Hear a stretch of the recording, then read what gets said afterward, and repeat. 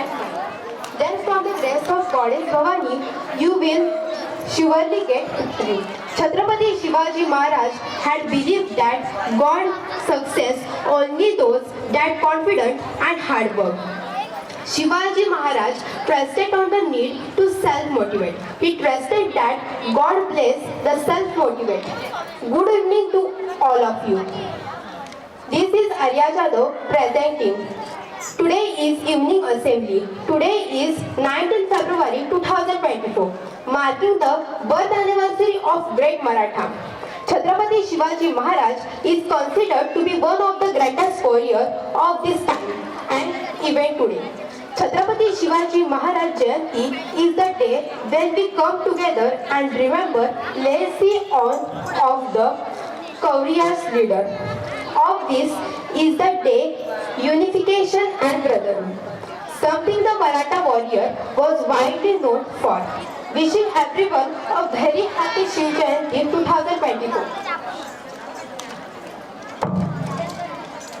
Brightness and prosperity are the symbol of light. It is the positive force that removes darkness. Now we will have a traditional lamp lighting as a tribute to Mother Saraswati, our goddess of knowledge. I want to request our today's guest, principal ma'am and teachers to join the lighting lamp ceremony. Thank you so much. After this, I would request Mrs. Rasika Madam to our today's chief guest. MPSS. I am delighted to extend a warm welcome to our senior parents, Mr. Manohar sir and Mr. Vitthal Vidya sir, and our guiding force, our principal, Mrs. Vaishali Madam, all parents, teachers, students, and each member of MPSS with great respect and enthusiasm. It is an honor to have Mr. Manohar sir as a guest today. So I would like to request Mr. Sunil Mahadik sir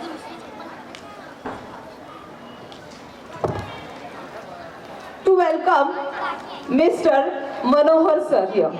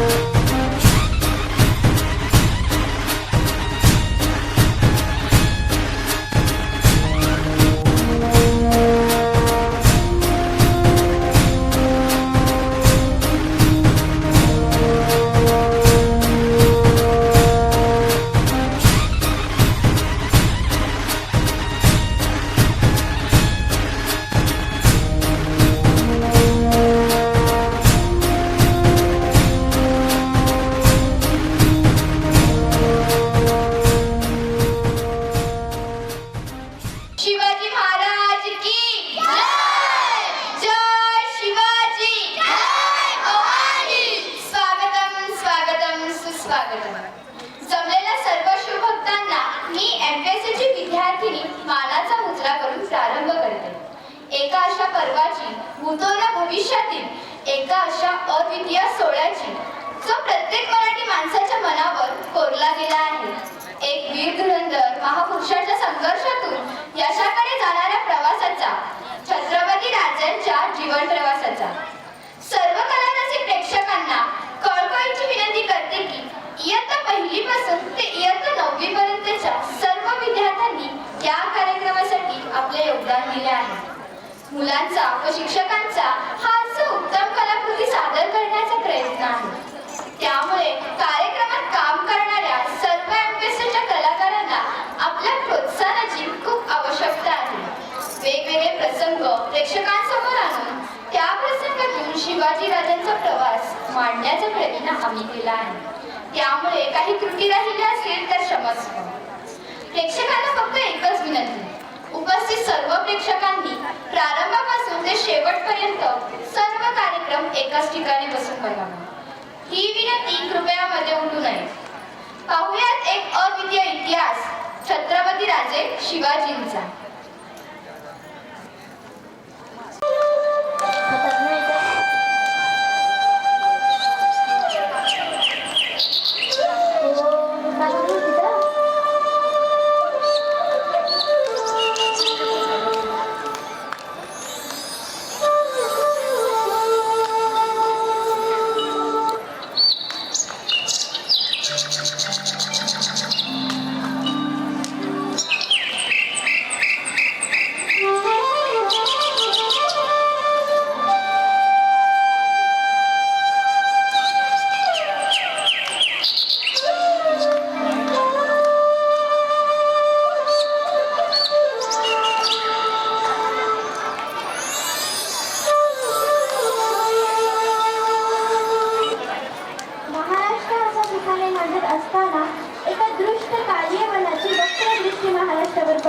Maharashtra परकीय स्वारांच्या ताजेखाली भरडला जात होता.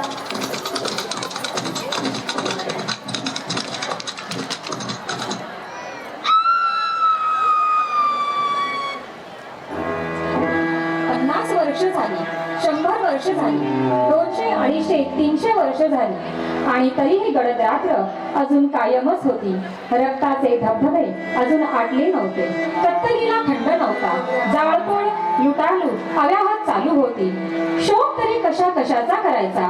डोळ्यात पाणीच राहिले नव्हते. रडायला आधार तरी कुणाचा मागायचा. सगळेच घायाळ, सगळीकडे घनदाट अंधार. जन्माला आल्याचाच प्रत्येकाला पश्चाताप होत होता. एकमेकांचे दुःख एकमेकाला सांगायची चोरी होती. दुःखाला दुःख म्हणावे हाच गुन्हा होता. गावेच्या गावे बेचिराख होत होती. खाटीखान्यातून सुटायला वाटच नव्हती. पारतंत्र्याची ऐन मध्यरात्र होती. महाराष्ट्राचा पराजित देह अगदी निष्प्राण होऊन निश्चित पडला होता. गुलामीचे साखळ दंड इतके करकचून आवळले गेले होते की बोटेही हलवायची सोय नव्हती. आणि त्या देहावर 4 निरनिराळ्या सुलतानांच्या तख्ताचे अणकुचीदार खूळ खोल खोल रुतून बसले होते. वर तख्तावर बसलेले सुलतान बेफिकीर हसत होते आणि खाली महाराष्ट्र विवळत होता, रक्त गाळीत होता. विजापूरला आदिलशाही सुलतानी गाजवीत होता. अहमदनगरला निजामशहाची जुलमी आरेरावी धुमाकूळ घालीत होती. गोवळकोंड्याचा कुतुबशहा बिनबोभाट रक्त शोषित होता. दिल्लीचे मोगल केव्हाही संपूर्ण देहावर घोडे नाचवीत होते. महाराष्ट्राची सर्वजण बांधून आवळून शिकार करीत होते. बादशाहीचे नुसते नाव घेतले तरी महाराष्ट्राच्या काळजात धडकी भरत होती. रस्त्यावर गायी मारल्या जात होत्या. त्यांच्या रक्ताचे ओघळ ओलांडून जावे लागे, पण शब्द उच्चारायची शहामत नव्हती. संपूर्ण सभोवताली अशी परिस्थिती असताना तिचे नाव जिजाऊ लखोजीराव जाधवांची ही मुलगी वेरूळचे सरदार मालोजीराव भोसले यांचे पुत्र शहाजीरावचे भोसले यांची सहचरिणी भोसल्यांची ग्रहलक्ष्मी एका क्रांती सूर्याला जन्म देणार होती.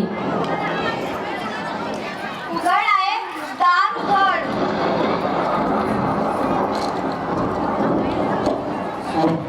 जागृत देवस्थान आहे ना तुझं? मग हे सगळं उघड्या डोळ्यांनी कसं काय बघावतंय तुला? मुलखाचं स्वातंत्र्य संस्कृती पायाखाली तुडवली गेली. आया बहिणींच्या अब्रूचे हिंडवणे काढले, पण तुला काहीच कसे दिसत नाही. रक्ताची नाती तटातट तुटत आहेत. हे सगळं तू थांबवू शकत नाहीस. दत्ताजी दादासाहेबांचे पुत्र यशवंतराजे किती कोवळ मन, काय गुन्हा होता त्यांचा की सगळ्यांच्या जीवाचा निवेद मागून घेतलास तू? एवढे तडतडते आक्रोश ऐकू येत नाही का तुला? उघड की बाय, दार उघड आता. राम होऊन रावणाला मारलंस, कृष्ण होऊन कंसाला ठेचलंस, नरसिंह होऊन हिरण्यकश्यपूला फाडलंस. या पुराणातल्या गोष्टी तू पुन्हा एकदा प्रत्यक्षात आण, तरच आम्ही तुझ्यावर विश्वास ठेवू. एवढे तडतडते आक्रोश ऐकू येत नाही का तुला? हे नाही ऐकू येणार. तुला ऐकू येतात त्याची तर सवय करून घेतली आहेच, म्हणून रयतेला देखील झाली आहे. बदल ती सवय हे शिवाई देवी, तुझ्यातच दिसते दुर्गा, तुझ्यातच जाणवते रेणुका, तुझ्यातच बसली आहे तुझा. आणि हो, तुझ्यातच सामावली आहे अंबा जगदंबा. आम्हाला वर दे, आम्हाला पुत्र हवाय, जो या गिधाडांचा काळ ठरेल त्याला तुझं नाव देईल. पण आता दार उघड, दार उघड बये, दार उघड.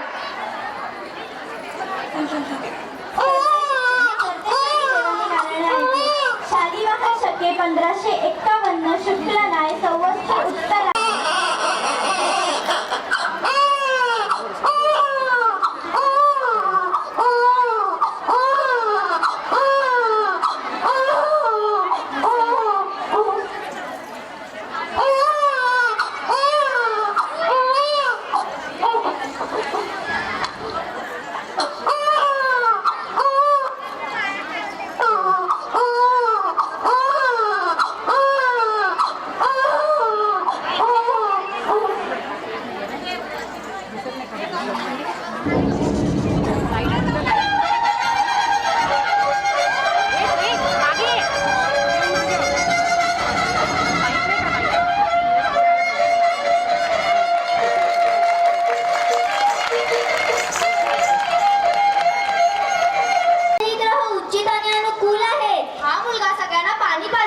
छत्रपती राजांची कुंडली आहे.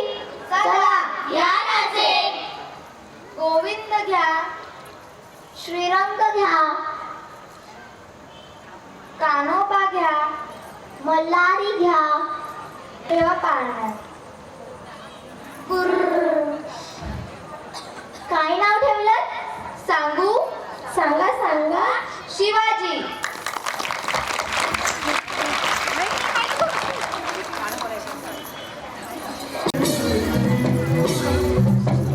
थोडं मागे.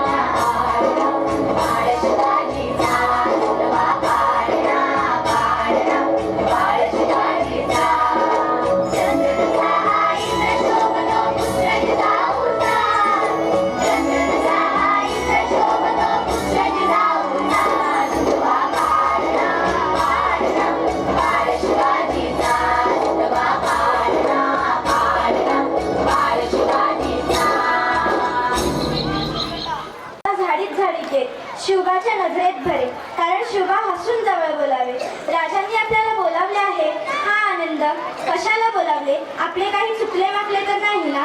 ही भीती गडाच्या काळजात उभी राहील. पण शिवबा गोड हसे आणि मनासमोर असलेला पोरगा अगदी आनंदाने विरघळूनच जाईल. असे हुडकून हुडकून शिवबांनी दोस्त जमा केले. साधी गरीब मावळातील शेतकऱ्यांची ही पोरे, तानाजी, येसाजी, सूर्याजी, तसेच बाजी, जेदे, चिमणाजी व खोऱ्याचे नरसप्रभू गुप्ते यांचा पोरगा दादोजी असे सवंगडी शिवबाच्या भोवती जमा झाले.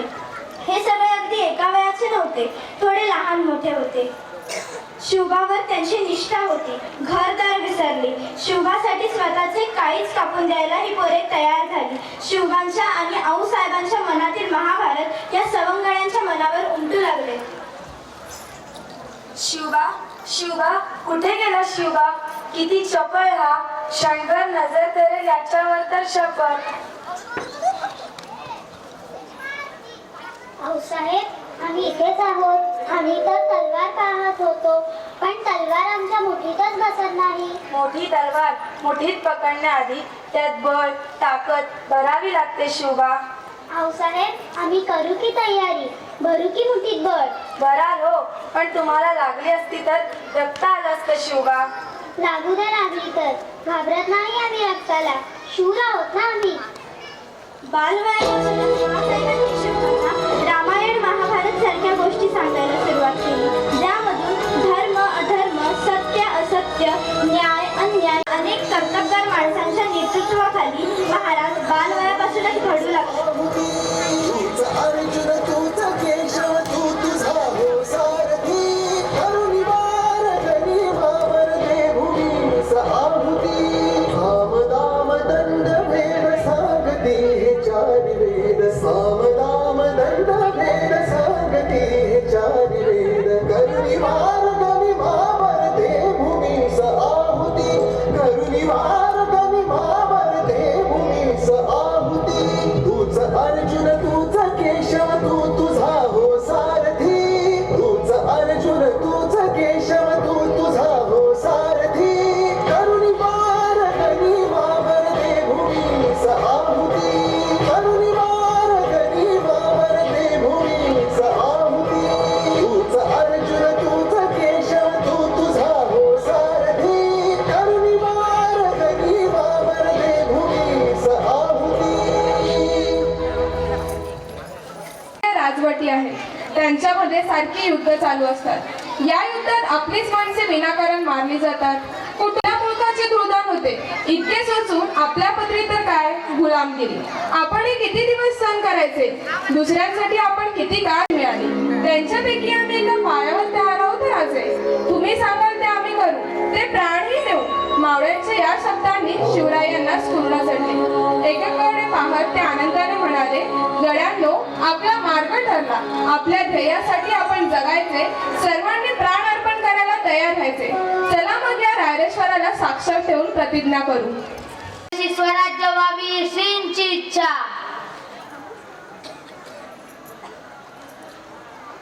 यापुढे रक्ताचा प्रत्येक थेंब वाहील तो फक्त आणि फक्त स्वराज्यासाठी. आपले हिंदवी स्वराज्य, तुमचे, माझे, आपल्या सर्वांचे स्वराज्य. हर हर हर हर.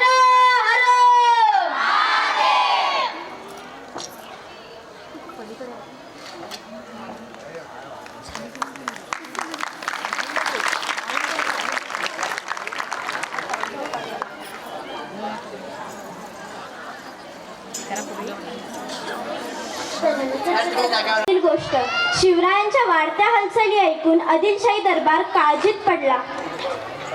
महाराजांची, शिवाजी महाराजांची कीर्ती बेफाम होती. महाराजांची कीर्ती बेफाम. भल्या भल्यान कुठला गाम. यल कोण घालिले सेन दरबारी कुस्ती बेगम.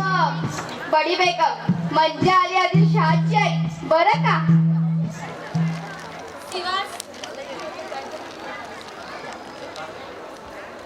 सिवा हजारों बार, लाखों बार सुन चुके हैं नाम.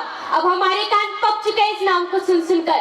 क्या इस दुनिया में ऐसा कोई नहीं जो उस सिवा को मार सके? क्या कोई नहीं जो उसे हमेशा हमेशा के लिए खत्म कर सके? है कोई तो कौन है वो शेर जो उस सिवा को पकड़ के हमारे कर्मों में लाट सके? है किसी के कलेजे में इतनी इतनी ताकत जो उसका नामो निशान तक इस दुनिया से मिटा सके। आगे बढ़ो, बताओ हमें। नजरेत तिच्या अंगार दरबार झाला गपगार, कुणी घेईना पुढाकार, साऱ्यांनीच मांडली हार. इतक्यात अचानक एक सरदार उठला, बोलला, मैं अफजल खान, मैं रहूंगा सियापा आपके सामने, जिंदा या मुर्दा, मेरी जैसनी मेरी ताकत है. हा हा हा हा हा. हम लाएंगे शिवाजी को. आणि त्यानं विडा उचलला. हे नाव त्याचं अफजल खान. हे नाव त्याचं अफजल खान. जिता जगता जणू सैतान. खान बोलला छाती ठोकून, शिवबाला टाकतो चिरडून. कौतिक झाले दरबाराचे. खान निघाला मोठ्या गुरमीत. हे त्याचं गोड पायदल. हे त्याचं गोड पायदल. फौजा फाटा जाईच बक्कळ. अंगीचा हा हत्तीचा बळ. पाहणार कापे चळचळ. खेचीत घालाची सेना निघाली. गावं लुटली, देवला उद्ध्वस्त केली. आया बहिणीची अब्रू लुटली. कोण रोखणारे वादळ. इकडे निजाम, इकडे मोगल, पलीकडे इंग्रज. आता शिवाचं काय खरं नाही.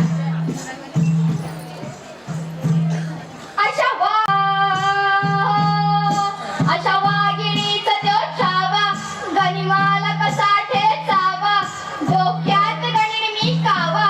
भेटीचा धाडला सांगावा.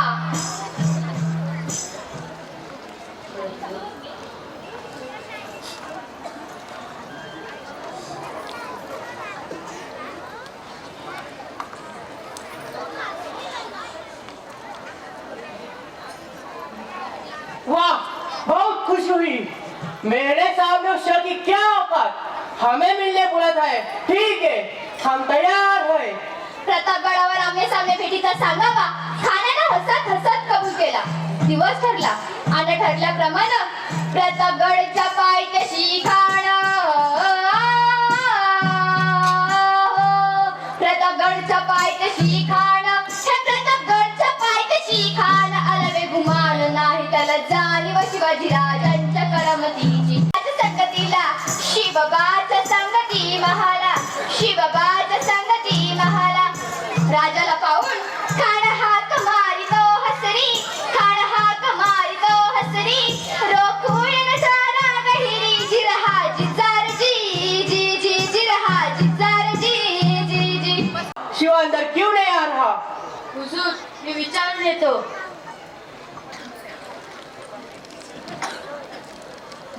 महाराज, हुजूर विचारतायत का तुम्ही आतमध्ये का नाहीये. त्यांना म्हणा की त्यांचा शोधबंड आतमध्ये येतो. बाहेर आल्याशिवाय महाराज आतमध्ये जाणार नाही.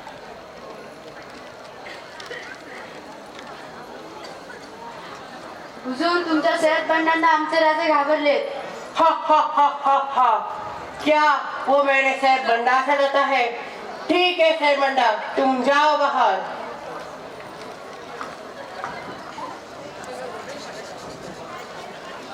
आओ शिवा, आओ हमारे गले लग जाओ. खानाने राजाला आलिंगन दिला. अन दगा केला. खान दाभिमान मानेला. खान दाभिमान मानेला. कटारीचा वार त्याने केला. कटारीचा वार त्याने केला. खर खर आवाज झाला. खर खर आवाज झाला. चिलख तवत अंगाला. चिलख तवत अंगाला. खानाचा वार तुका गेला. खान गडबडला. इतक्यात राजांना पोटाबंदी पीठ फेकलेला. पोटाबंदी पीठ फेकलेला. वाघेनं त्यांचा मारा केला. वाघानं त्यांचा मारा केला. तार तार पाळलं पोटाला. तार तार पाळलं पोटाला.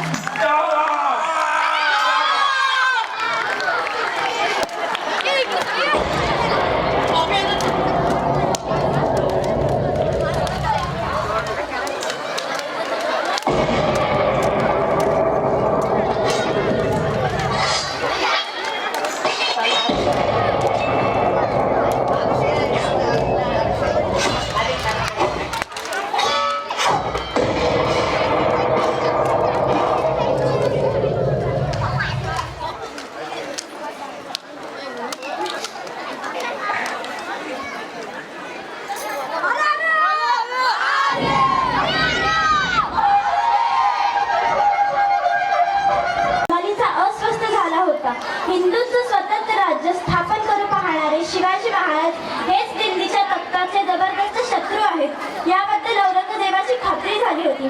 शिवाजीचा बंदोबस्त करण्यासाठी औरंगजेबाने आपल्या मामाला शाहिस्तेखानाला बोलवलं.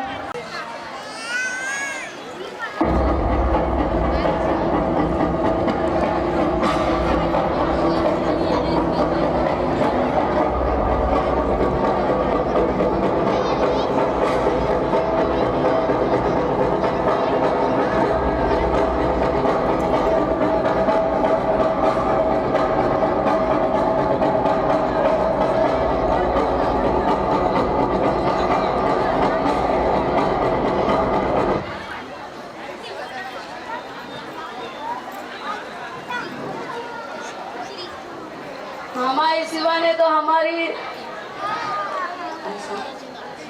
हमारा जीना हराम कर दिया है। तू कुछ भी कर पर उस सिवा को मेरे सामने लेकर आ।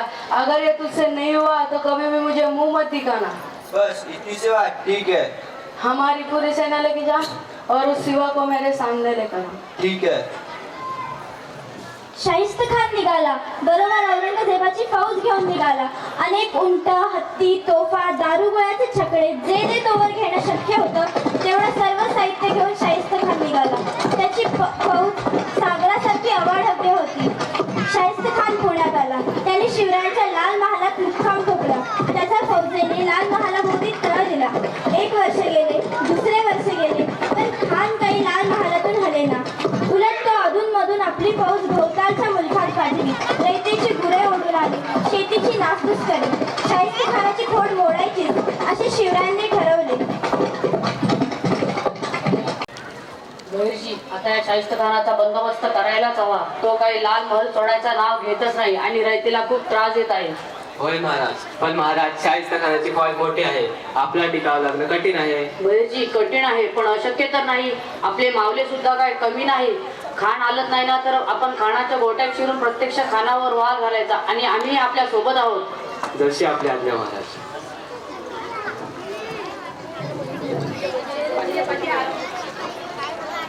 शिवरायांना सोयीचेच होते कारण त्या वाड्यातील खोल्या, दालने, खिडक्या, दारे, वाटा, चोर वाटा यांचे शिवरायांना सारे काही माहिती होते. शिवाय शिवरायांचे हुशार हे खानाच्या गोटात शिरलेले होतेच. खुद्द शाहिस्तेखानाच्या महालात मध्यरात्री शिरावे आणि त्याला उडवावे असा बेत शिवरायांनी केला. किती धाडसी बेत होता हा, पण शिवरायांचा निर्धार एकदा झाला म्हणजे झाला.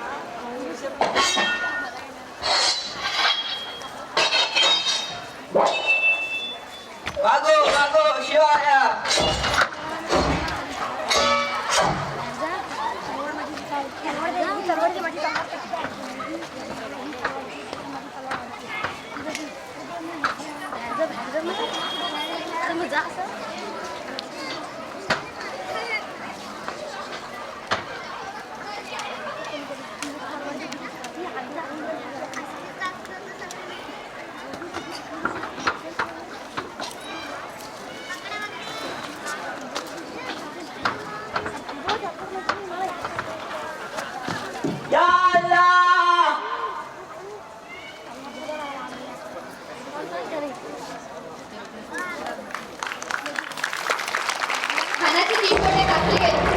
रानावर आले ते गोठ्यांवर निघाले. खानाची माणसं घाबरून पळत होती. शाहीचे खानाने हयात खाल्ली. आज आपली बोटे सुटली, उद्या आपले शिवाजी कापून नाही अशी भीती त्याला वाटू लागली. सगळा प्रकार औरंगजेब बादशाला समजताच त्याला भयंकर राग आला. तो शाहीचे खानावर नाराज झाला. त्याने फरमान काढून मुघल सत्तेला बसलेला हा असा पहिलाच तडाखा मोठा जबरदस्त होता. शिवराय फत्ते गुलामगिरी उपभोगणाऱ्या रयतेला त्या गुलामगिरीतून बाहेर काढण्याकरिता शिवाजी राजांनी हा प्रकल्प मांडला. तो साऱ्या जगाला आणि देशाला समजावून सांगण्याकरिता एक राजसंस्काराचे दर्शन आणि प्रदर्शन घडविणे नितांत आवश्यक होते. ते उपभोग म्हणून नव्हे, ते कर्तव्य म्हणून आवश्यक होते. ते म्हणजे सार्वभौम छत्र चामरंगीत सुवर्ण सिंहासनावर आरोहण म्हणजे राज्याभिषेक. जगाला उत्तर येण्यासाठी राज्याभिषेक आवश्यक होताच. महाराजांनी विचारसंधी नक्कीच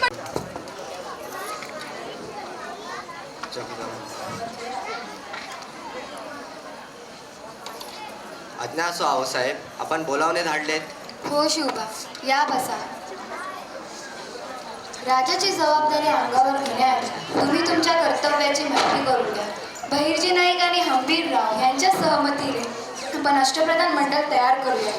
शिवबा, स्वराज्याची निर्मिती हे आम्ही पाहिलेले एक स्वप्न होते, जे तुम्ही आज सत्यात आणले. आता राजा होण्यासाठी तुम्ही मनानेही तयार झालं पाहिजे.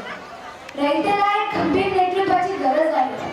हंबीरराव तुमच्यासोबत आहेतच. या सगळ्या मावळ्यांच्या रूपात हत्तीसारखे पाठबळ तुमच्याकडे आहे. तेव्हा अष्टप्रधान मंडळाची नेमणूकही करून घ्या. आहोसाहेब, आम्ही आपल्या आज्ञेविरुद्ध नाही, पण तरी मनात शंका येते. आम्ही आज स्वराज्याचे राज्य होण्यासाठी खरोखरच लायक आहोत का? या नेत्याचे पोशिंदे म्हणून आम्ही ही जबाबदारी फेडू शकतो का?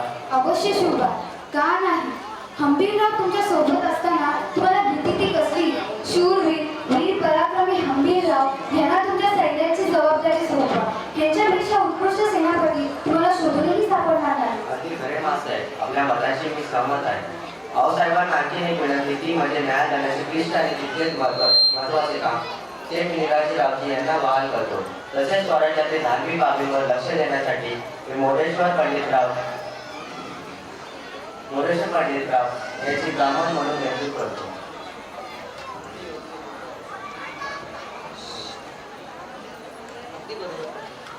अगदी बरोबर. ह्याच्यासोबत तुमचा रामसुंदर पंडित यांची नियुक्ती आपण अमात्य म्हणून करावी. स्वराज्याचे जुने आणि जाणते करतं स्वराज्याची काळजी घेण्याचे काम यांच्या चांगले कोणी करणार नाही असे आम्हाला वाटते.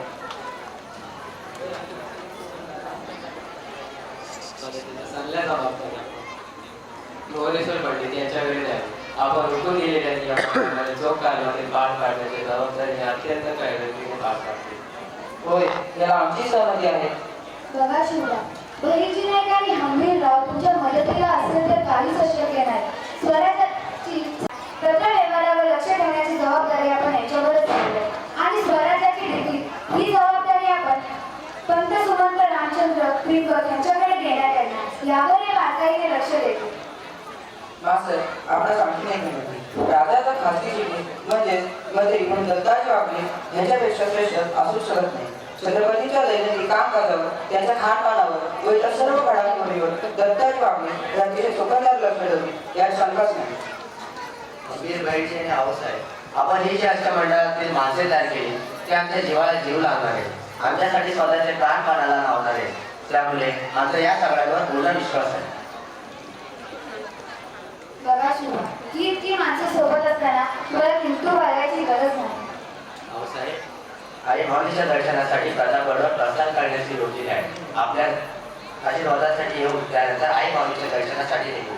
भटांच्या म्हणण्यानुसार राज्याभिषेकाच्या आधी दर्शन घेऊन येऊ. आज्ञा असावी.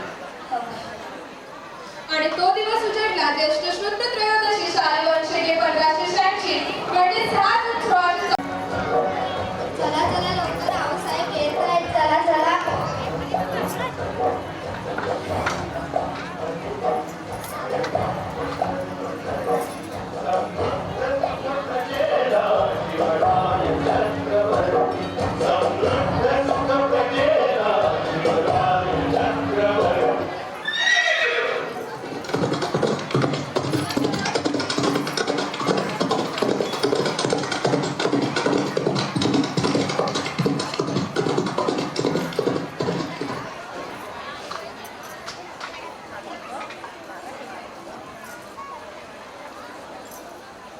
भाऊसाहेब, या हिंदवी स्वराज्याचा राजा होण्यासाठी आई माऊलीच्या दर्शनाआधी मला आपल्या आशीर्वादाची गरज आहे.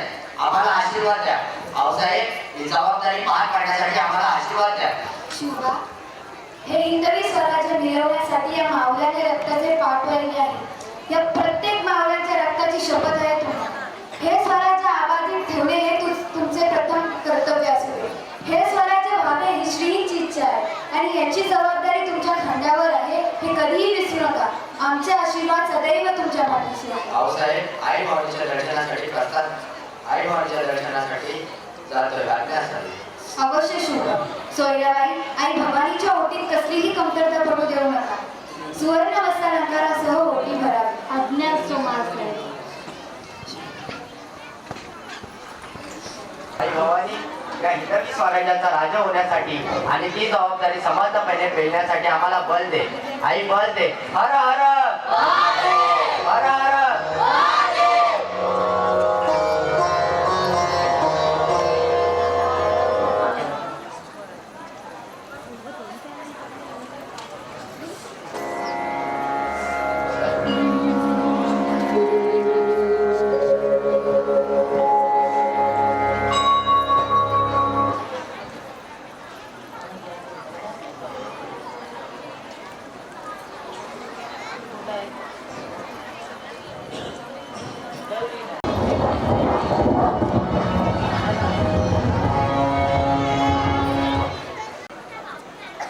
महाराज, आपण आजपासून राज्याभिषेकाच्या तयारीला प्रारंभ करूया. आपण स्नानविधीसाठी सज्ज होऊन या.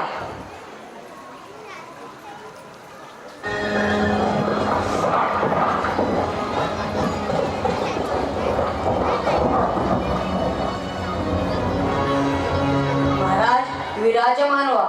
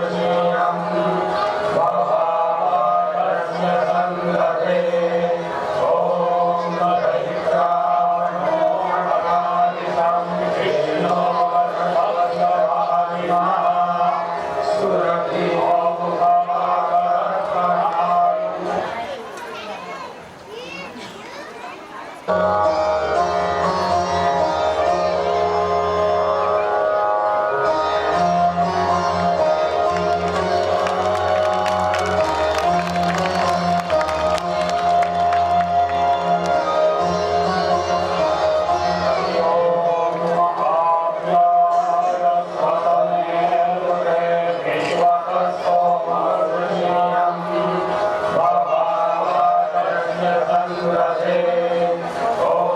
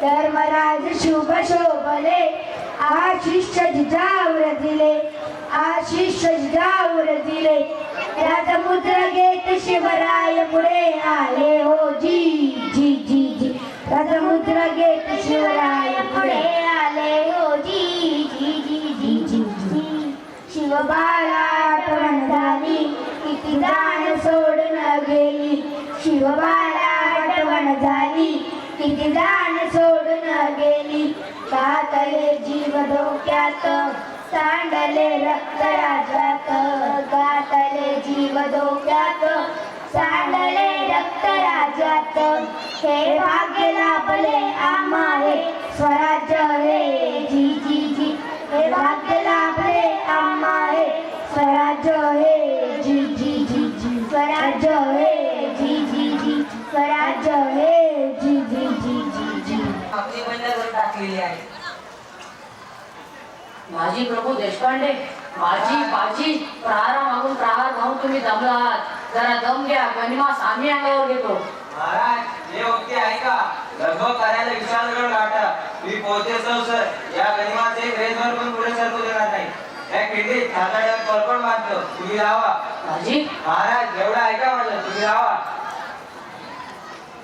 सूर्याजी काकडे सूर्याची काकडे आपण आज तोंड दाखवणार नाही महाराज आपण निश्चिंत राहा नग नग महाराज तानाजी मालूस रे तानाजी पद आई राजन आई आधी लगीन कोंढाण्याचं आणि मग आमच्या रायबाचं मुरारबाजी महाराज तुम्ही बेफिकर होवे जोवर या मुरारबाजीच्या कोडीत प्राण आहे तोवर या मुघलाचा पाय पुरंदर लागू देणार नाही मी सर सेनापती प्रतापराव गुजर सदा काय निमित्त केला स्वतःला सर सेनापती म्हणवता आणि केलीत मात्र शिपाईगिरी शत्रू मिळवलेच बिना रायगडी तोंड दाखवू नका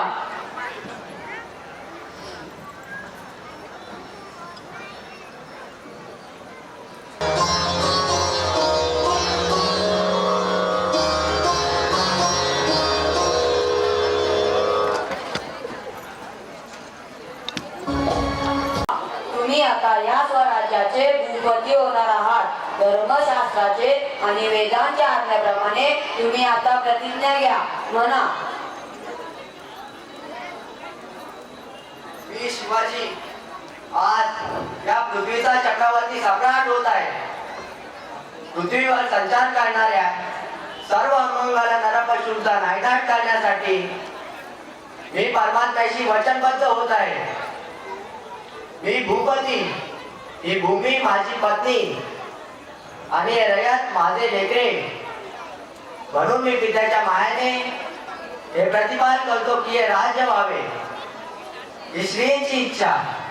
आईच्या मायाने मी मातृमुखीचा सत्तेचा निर्वाह करतो. जर मी माझ्या कर्तव्यात चुकलो तर स्वतः उठून सिंहासनावरून खाली उतरेन.